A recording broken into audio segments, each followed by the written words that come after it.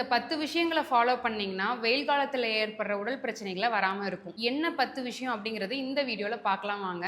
அப்படியே இந்த மாதிரி யூஸ்ஃபுல்லான கண்டென்ட் நம்ம பேஜை ஃபாலோ பண்ண மறந்துடாதீங்க. ஃபர்ஸ்ட், வெட்டி வேர். நீங்கள் குடிக்கிற தண்ணியில் கொஞ்சமாக வெட்டி வேரை கட் பண்ணி அலசி போட்டு குடிச்சிட்டு வாங்க. இது இயற்கையாகவே உடலை குளிர்ச்சி பண்ணும். ரெண்டாவது, டெய்லி யூஸ் பண்ணுற ட்ரெஸ்ஸு பருத்தி துணியால் ஆன ட்ரெஸ்ஸான்னு பார்த்து யூஸ் பண்ணுங்க. மூணாவது, ஒரு நாளைக்கு 2 to 3 லிட்டர் தண்ணி குடிங்க. நாலாவது, வெயில்ல போறீங்க அப்படின்னா கட்டாயம் கொடை எடுத்துட்டு போங்க. அஞ்சாவது, வெயில்ல பைக்ல போறவங்களா இருந்தா மஸ்ட் கண்டிப்பா ஹெல்மெட் போட்டுக்குங்க, சன்கிளாஸ் போட்டுக்குங்க. சன்கிளாஸ் போடுறனால வெயில்னால வர தலைவலியை வராம தடுக்கும். ஆறாவது, வெயிலோட சூட்டை தணிக்கிறதுக்காகவே இருக்கிற இளநீர், நுங்கு, மோர், தர்பூசணி பழம், முலாம்பழம் இந்த மாதிரியான குளிர்ச்சியான பழங்களை வாங்கி சாப்பிடுங்க. ஏழாவது, ஒரு நாளைக்கு கட்டாயம் 2 தடவை காலையில நைட்டு 2 டைம் குளிங்க.